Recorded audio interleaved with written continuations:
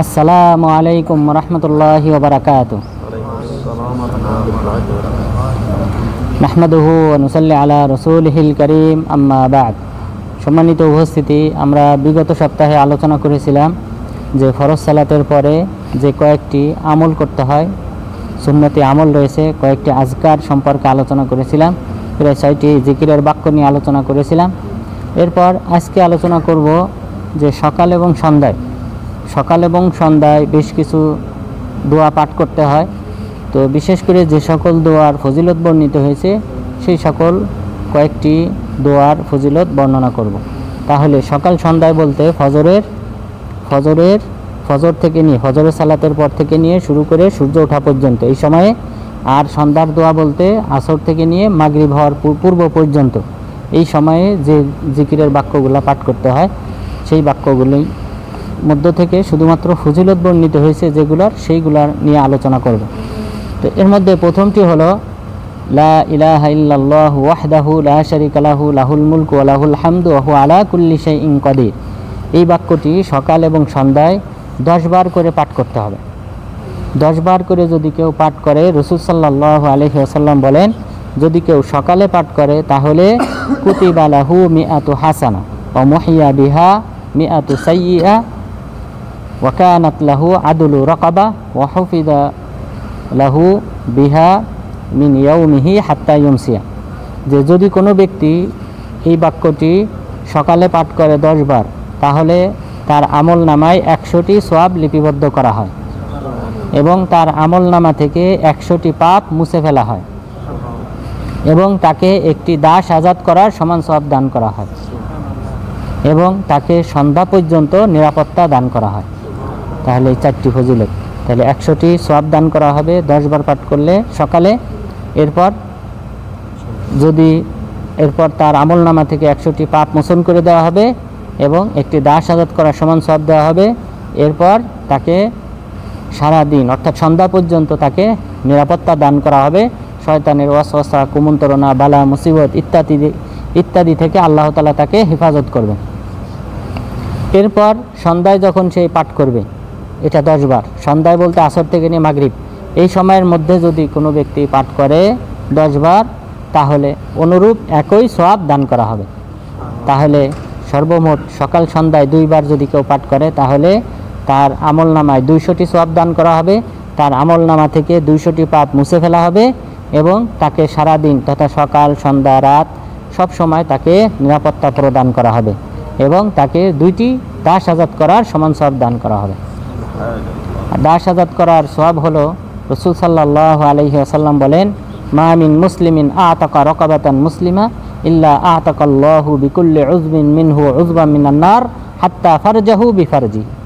যদি কোনো মুসলিম ব্যক্তিকে দাসত্ব থেকে মুক্ত করে, তাহলে যাকে মুক্ত করা হয়েছে, যেই দাসকে মুক্ত করা হয়েছে, আজাদ করা হয়েছে, সেই ব্যক্তির প্রতিটি অঙ্গ প্রত্যঙ্গের বিনিময়ে যিনি আজাদ করেছেন তার প্রতিটি অঙ্গ প্রত্যঙ্গকে জাহান্নাম থেকে মুক্তি দেওয়া হবে।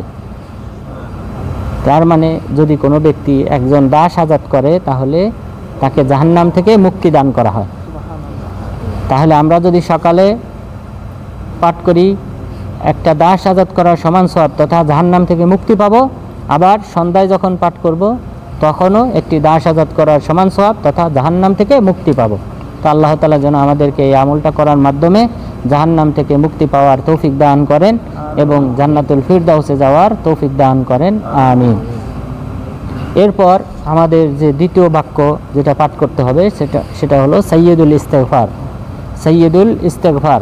আল্লাহুম্মা আনতা রাব্বি লা ইলাহা ইল্লা আনতা খলাকতানি ওয়া আনা আবদুকা ওয়া আনা আলা আহদিকা ওয়া ওয়া'দিকা মাসতাতা'তু ওয়া আউযু বিকা মিন শাররি মা সানাতু ওয়া আবুউ লাকা বিযামবি ফাগফিরলি মাগফিরাতাম মিন ইনদিক ফাগফিরলি ইন্নাকা আনতাল গফুরুর রহিম। এই যে সাইয়্যিদুল ইস্তিগফার, এই দোয়াটা আমাদেরকে সকালে অথবা সন্ধ্যায় পাঠ করতে হবে। যদি আমরা সকালে পাঠ করি, তাহলে রাসূল সাল্লাল্লাহু আলাইহি ওয়াসাল্লাম বলেন, মান ক্বালাহা হিনা ইউসবিহু, যদি কোনো ব্যক্তি এই বাক্যটা সকালে পাঠ করে, তাহলে যদি সে সন্ধ্যা হওয়ার মাঝে যদি সে মারা যায় অহুয়া মুকিনুন বিহা, এই বাক্যের প্রতি ইয়াকিন রেখে, যেই বাক্য পাঠ করলে আল্লাহ তাআলা তার গুনাহ ক্ষমা করেন, জাহান্নাম থেকে মুক্তি দান করেন, এই বাক্যের প্রতি ঈমান রেখে যদি কেউ সকালে পাঠ করে, সন্ধ্যার মধ্যে যদি সে মারা যায়, ফাহুয়া মিন আহলিল জান্নাহ, তাহলে সে জান্নাতি। এরপরে বললেন যদি কেউ সন্ধ্যায় পাঠ করে, অর্থাৎ আসর থেকে নিয়ে মাগরিব এই সময়ের মধ্যে যদি কেউ পাঠ করে, তাহলে সে যদি রাতের মাঝে মারা যায়, সকাল হওয়ার পূর্বে যদি মারা যায়, এবং সে যদি এই বাক্যের প্রতি ঈমান রাখে, তাহলে আল্লাহ তাআলা তাকে জাহান্নাম থেকে মুক্তি দান করবে, তাহলে সেই ব্যক্তি জান্নাতি। তাহলে সকালে একবার করে, এখানে সংখ্যা নেই, তাহলে সকালে একবার, সন্ধ্যা একবার যদি পাঠ করে, তাহলে দিনে রাতে যে কোনো সময় মারা গেলে সে জান্নাতি।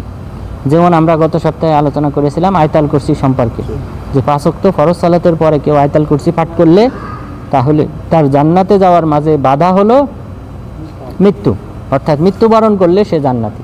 তো এই সাইয়্যিদুল ইস্তেগফার কেউ পাঠ করলে, তাহলে তার ক্ষেত্রে একই বিধান, সেই ব্যক্তি জান্নাতি হবে যদি সে মারা যায় সকালে অথবা সন্ধ্যায়, যে কোনো সময় মারা যাবে এই দোয়া পাঠ করা অবস্থায়, তাহলে সে জান্নাতি। এরপর আমাদের 3 নম্বর যে বাক্য আমরা এই সকাল অথবা সন্ধ্যায় পাঠ করব, সেটা হলো বিসমিল্লাহিল্লাযী লা ইয়াদুররু মা ইসমিহি শাইউন ফিল আরদ ওয়ালা ফিস সামা ওয়া হুয়াস সামিউল আলিম। এই বাক্যটা সকালে 3 বার, সন্ধ্যায় 3 বার। বিসমিল্লাহিল্লাযী লা ইয়াদুররু মা ইসমিহি শাইউন ফিল আরদ ওয়ালা ফিস সামা ওয়া হুয়াস সামিউল আলিম, সকালে 3 বার পাঠ করতে হবে, অর্থাৎ ফজরের পর থেকে নিয়ে সূর্য ওঠার পূর্ব পর্যন্ত। এরপর আসরের পর সন্ধ্যায় 3 বার পাঠ করতে হবে, আসর থেকে নিয়ে মাগরিবের মধ্যে 3 বার করে যদি কেউ পাঠ করে, রাসূল সাল্লাল্লাহু আলাইহি ওয়াসাল্লাম বলেন লাম ইয়াদুররহু শাই, কোনো কিছু তার ক্ষতি করতে পারবে না, কোনো কিছু তার ক্ষতি করতে পারবে না। সাপ, বিচ্ছু ইত্যাদি যে দংশন করবে, এগুলি তার কোনো ক্ষতি করতে পারবে না। এরপর শয়তানের ওয়াসওয়াসা থেকে আল্লাহ তাআলা হেফাজত করবেন, শয়তান তাকে কুমন্ত্রণা দিতে পারবে না। তাহলে এই বাক্যটাও আমাদের একান্ত জরুরি, সকাল এবং সন্ধ্যায় 3 বার করে এটা পাঠ করতে হবে। যাদের এই দোয়াটা মুখস্থ নেই তারা অবশ্যই মুখস্থ করবে। এরপর আমাদের 4 নাম্বার যে দোয়াটা পাঠ করতে হবে সকাল এবং সন্ধ্যায়, এই দোয়াটাও 3 বার করে পাঠ করতে হবে। সেটা হলো, আপনারা সবাই জানেন, রাযীতু বিল্লাহি রব্বা ওয়াবিল ইসলামি দীনা ওয়াবি মুহাম্মাদিন নাবিয়্যা। এই বাক্য যদি কোনো ব্যক্তি সকালে 3 বার, সন্ধ্যায় 3 বার, এটা যদি কেউ পাঠ করে, ইল্লা কান হাক্কান আলাল্লাহি আইয়ুরদিয়াহু ইয়াউমাল কিয়ামা, কিয়ামত দিবসে আল্লাহ তাআলার উপর আবশ্যক হয়ে যায় এই বান্দাকে সন্তুষ্ট করা। আর অন্য রায়াতে বলেছেন ইল্লা ওয়াজাবাত লাহুল জান্নাহ, তার জন্য জান্নাত আবশ্যক হয়ে যায়। তো কিয়ামত দিবসে তাকে সন্তুষ্ট করা আবশ্যক, তার মানে অবশ্যই জান্নাতের মাধ্যমেই বান্দা সন্তুষ্ট হবে কিয়ামত দিবসে, তো জান্নাতটা তার জন্য আবশ্যক হয়ে যায়। তাহলে রাযীতু বিল্লাহি রব্বা ওয়াবিল ইসলামি দীনা ওয়াবি মুহাম্মাদিন নাবিয়্যা, এই বাক্যটা সকালে 3 বার, সন্ধ্যায় 3 বার পাঠ করলে, তাহলে আল্লাহ তাআলা কিয়ামত দিবসে ওই বান্দাকে সন্তুষ্ট করবেন, অর্থাৎ জান্নাত প্রদান করবেন। এরপর আমাদের 5ম যে দোয়া সকাল এবং সন্ধ্যার মধ্যে পাঠ করতে হয়, তার মধ্যে অন্যতম হলো আউযু বিকালিমাতিল্লাহি তাম্মাতি মিন শাররি মা খালাক। খাওলা বিনতে হাকিম রাদিয়াল্লাহু আনহা তিনি বলেন, রাসূল সাল্লাল্লাহু আলাইহি ওয়াসাল্লামকে আমি বলতে শুনেছি, মান নাযালা মানজিলান ফাকাল আউযু বিকালিমাতিল্লাহি তাম্মাতি মিন শাররি মা খালাক লাম ইয়াদুররহু শাইউন হাত্তা ইয়ারতাহিলা মিন যালিকাল মানজিল। যে আমি রাসূল সাল্লাল্লাহু আলাইহি ওয়াসাল্লামকে বলতে শুনেছি, কোনো ব্যক্তি যদি এই দোয়াটা পাঠ করে কোনো এক স্থানে অবতরণ করার পর যদি সে এই দোয়াটা পাঠ করে, তাহলে তাকে কোনো কিছুই ক্ষতি করতে পারবে না, কোনো অনিষ্ট তাকে পাবে না, কোনো বালা মুসিবত তাকে গ্রাস করতে পারবে না, যতক্ষণ পর্যন্ত না সে ওই স্থান পরিত্যাগ করে। তাহলে কোনো এক স্থানে যদি কেউ অবতরণ করে, কোনো জায়গায় সফর করে, তাহলে সেই জায়গায় গিয়ে আমাদেরকে এই দোয়াটা পাঠ করতে হবে। এই দোয়াটার সাথে বিরাট একটা সম্পর্ক রয়েছে জাহিলি যুগের ঘটনার সাথে। জাহিলি যুগের লোকজন তারা যখন সফর করত রাতে, যেই স্থানে তারা অবতরণ করত, সেই স্থানের কোনো উঁচু জায়গায় দাঁড়িয়ে তারা জিন জাতিকে লক্ষ্য করে বলতো যে আমরা তোমাদের কাছে আশ্রয় চাই। জিন জাতিকে লক্ষ্য করে তারা আশ্রয় চাইত। তো এটা ছিল জাহিলি যুগে মানুষের অভ্যাস। তো তারা যে শিরিক করত, সেই শিরিকের মধ্যে এটা এক প্রকার শিরিক, যে তারা যে শুধু মূর্তির পূজা করতো তা না, বরং জিন শয়তানকেও তারা কী করত, ভক্তি করত, সম্মান করত। তারা সফর করলে ওই সকল স্থানে তারা গুলে বিশ্বাস করত। গুল অর্থাৎ এমন জিন জাতি রয়েছে যে জিন জাতি সফররত অবস্থায় মানুষের রাস্তাকে ভুলিয়ে দেয়, এটা তারা আকীদা পোষণ করত। তো এই গুল, এই সকল জিন জাতি থেকে তারা ওই সময় আশ্রয় প্রার্থনা করত। তখন রাসূল সাল্লাল্লাহু আলাইহি ওয়াসাল্লাম আমাদেরকে এই দোয়াটা শিক্ষা দিয়েছে, যে কোনো জায়গায় আমরা অবতরণ করলে তখন আমরা এই দোয়াটা পাঠ করব, তাহলে আল্লাহ তাআলা আমাদেরকে জিনের অনিষ্ট থেকে এবং সাপ বিচ্ছু ইত্যাদির অনিষ্ট থেকে, শয়তানের কুমন্ত্রণা থেকে ইত্যাদি থেকে আমাদেরকে হেফাজত করবেন। এরপর আমাদের আজকের আলোচনার সর্বশেষ যে দোয়া, ষষ্ঠ দোয়া, সেই দোয়াটা হলো হাসবি আল্লাহু লা ইলাহা ইল্লাহু আলাইহি তাওয়াক্কালতু ওয়া হুয়া রাব্বুল আরশিল আযীম। হাসবি আল্লাহু লা ইলাহা ইল্লাহু আলাইহি তাওয়াক্কালতু ওয়া হুয়া রাব্বুল আরশিল আযীম। এই দোয়াটা আমাদেরকে সকাল এবং সন্ধ্যায় 7 বার পাঠ করতে হবে।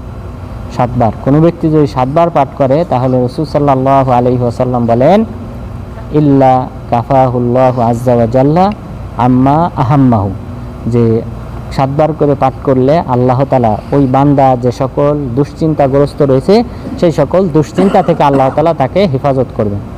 এই বান্দার যে সকল পরিকল্পনা রয়েছে সেই সকল পরিকল্পনা বাস্তবায়ন করার জন্যে আল্লাহ তাআলাই যথেষ্ট হবে। তাহলে বান্দার বালা মুসিবত থেকে হেফাজত করবেন এবং বান্দার যে সকল পরিকল্পনা রয়েছে সেটা বাস্তবায়ন করার ক্ষেত্রে আল্লাহ তাআলা তিনি যথেষ্ট। যদি কেউ 7 বার হাসবি আল্লাহ, কারণ এর শুরুতেই বলা হয়েছে হাসবি আল্লাহ, আল্লাহ তাআলাই আমার জন্য যথেষ্ট। রাদিতু বিল্লাহি রাব্বা, ওখানেও প্রতিদান কিন্তু অনুরূপ, যে আমি আল্লাহর প্রতি সন্তুষ্ট হলাম, ইসলামের প্রতি সন্তুষ্ট হলাম, নবী মুহাম্মদ সাল্লাল্লাহু আলাইহি সাল্লামের প্রতি সন্তুষ্ট হলাম।